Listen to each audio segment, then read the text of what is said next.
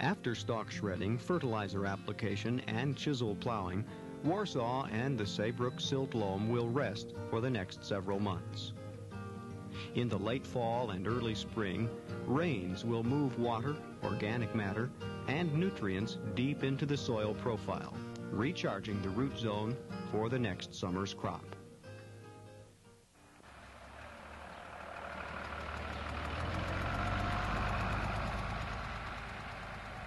When the spring down the road dries up, it's time, says Herman Warsaw, to plant corn. But planting, too, has become quite a different operation since Warsaw embarked on his campaign to rebuild his soil through high yields. It's all part of the ongoing cycle now. Deep chisel plowing creates a deep root zone.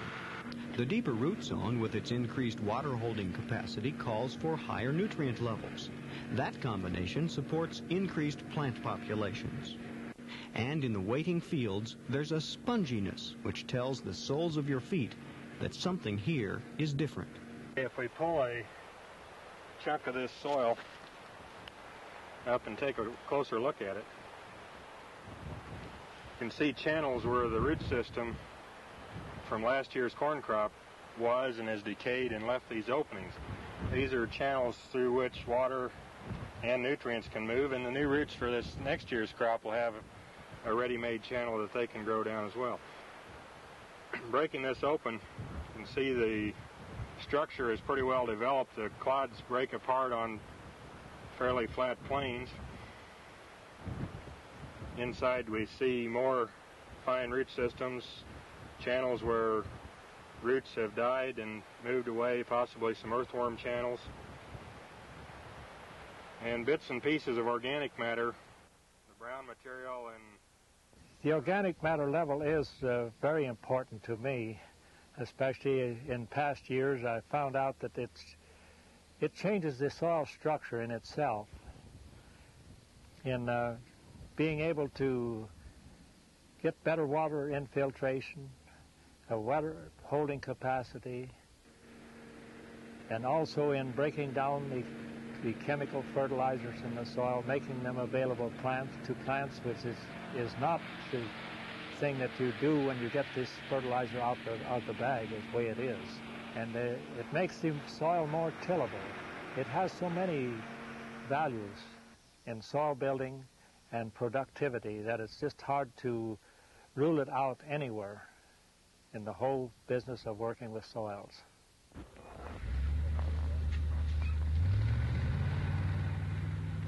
Like many farmers, Warsaw has nitrogen custom applied, but he uses no guesswork in deciding how much to apply. Constant and careful soil testing means that Warsaw always knows exactly what his soil needs. Usually in our reports we get back from our soil test have some recommendations on it according to what type of yield you're expecting to produce. Sometimes we have to change that a little bit because maybe we're shooting for higher yields than what they think we're producing. Especially most of your recommendations come out for average farmers. And if you think you're above average, why you'll have to make your own changes in that respect. We know usually about how much phosphorus and potassium it takes to produce, say, a given yield of corn, and if the tests that we get back are figured lower than that, why we just figure it out from there. We know it takes so many more pounds to produce that much more corn of both potassium and phosphorus and nitrogen as well. And it isn't too hard to calculate that out. You can do it with just a little hand calculator very easily.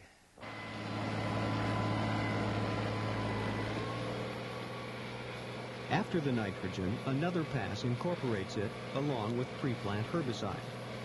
The fine surface soil is laced with shredded plant material. With his soil in this condition, Warsaw feels he would be wasting its potential to plant the customary populations. It's all part of the system, and the greater the density of the crop, the greater the protection of the soil. We have some that are running all the way up to 34,000, 35,000 plants per acre compared to what most farmers are running between 18 and 20,000. the first thing most people ask you is, why don't you plant all your corn that thick? That was going to be my next question. It simply wouldn't work out because there's a lot of risk involved, and even when you get up to 35,000 plants per acre, there's still some risk involved that we haven't worked out perfectly that I would say that everybody should plant that high.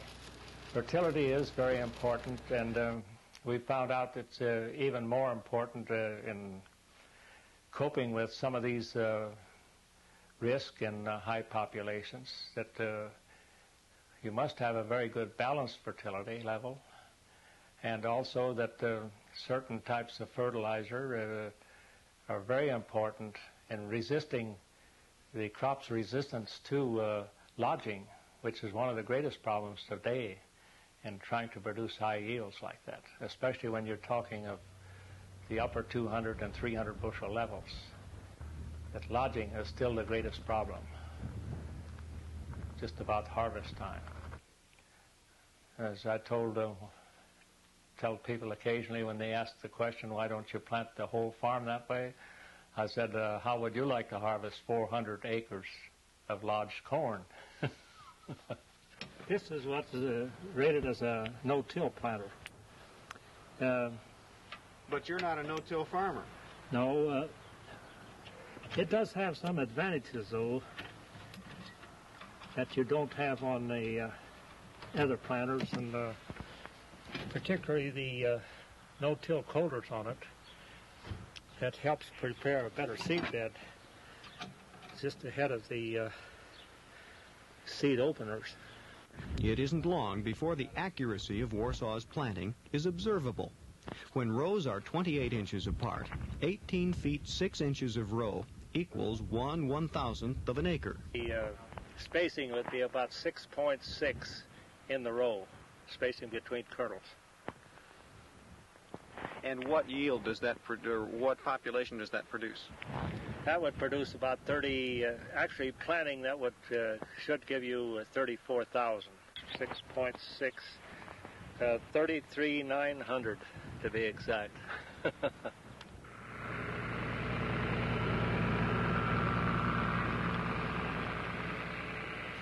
Today, while you're here and we're cultivating corn, basically not for weed control, but more or less to aerate the soil and incorporate more of the crop residue in it back into the soil, releasing some of that,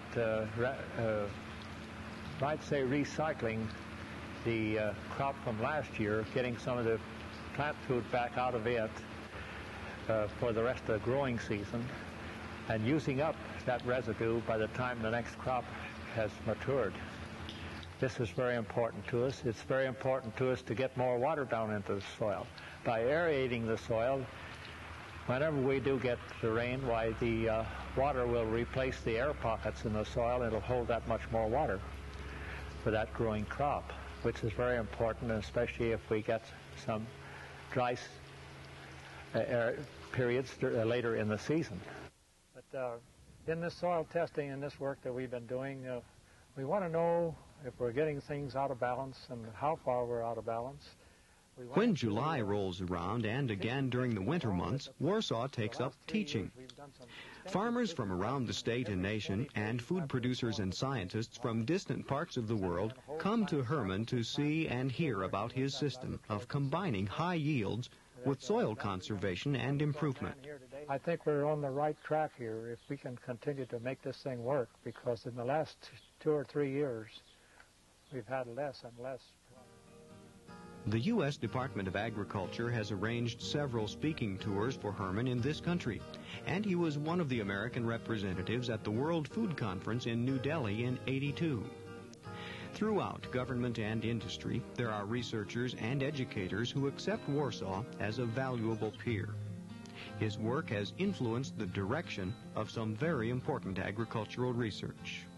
Two basic things we're doing here. One, we're conducting a breeding program trying to develop germplasm pools which we can develop inbred lines from in the future that will be adapted to these high-yield environments like Herman has here. And the second thing is we're testing out hybrids sold by commercial companies and also some developed from our breeding program in this particular environment. He does have a very good knowledge of how the corn plant functions, how it grows, and what it has to have in order to produce high yields. He seems to, I'm not quite sure where he's gained all this information. I think a lot of it has come from experience and observation out here in the field, but he certainly seems to be a cut above the average. I guess it's his inquisitive and open mind, plus the fact that he's out there, he studies his fields. He tries things, and then he can observe their reaction right away. So he's out there looking at all angles in crop production and corn production in this particular case. The effect that his cropping practices, soil management practices have had on the soil, I think that's been one of the big things that have influenced researchers to see what it takes to, in other situations, to get the kind of yields and the kind of soil effects.